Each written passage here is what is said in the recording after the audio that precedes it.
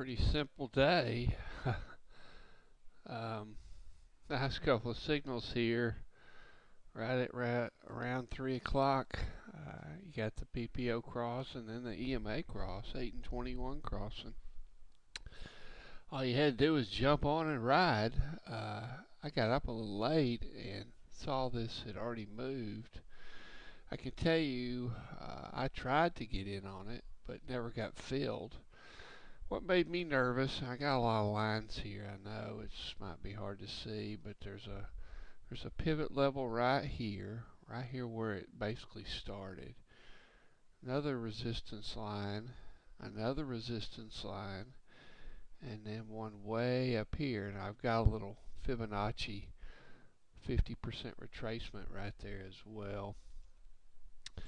But I tried to get in right in this area around 3:40, 4 o'clock, somewhere around there, and just didn't get a feel. And I don't like not having a lot of room, and I say a lot of room, some room between a pivot point before I get in um, off of a signal. Also, after it moves more than 3 bars, 3 or 4 bars, right here is about my limit after a signal. Um, I just kind of stay away from it because you never know. It might not pull back. Or it could pull back even more after you jump in on it, etc. Anyway, this pivot level kind of kept me off of it after it moved up so much.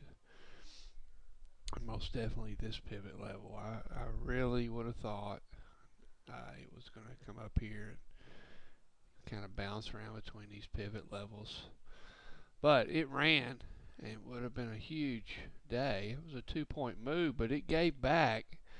This move doesn't give it justice, but it gave back over a point.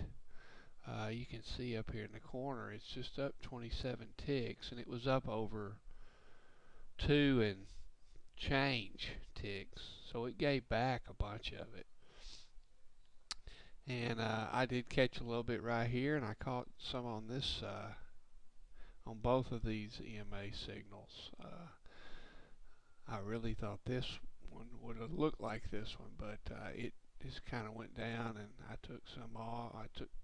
When it started going back, I took some off, and then it fired long, and I just watched it. And then when it fired short again, I jumped on that and took some more. So being patient gave me a good positive day, actually. Nothing like catching this move, of course. Catching a 2.5 point move, that's huge.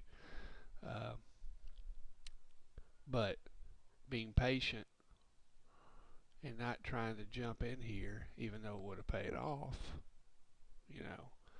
it's easy to say that now looking at this run. But, you could have jumped in right here, and that thing could have pulled back to the pivot so fast it make your head spin. And I really thought this afternoon, it got down within a few ticks of this pivot point. I thought it was going to go to 152.09, but got close, like 152.15 or something. But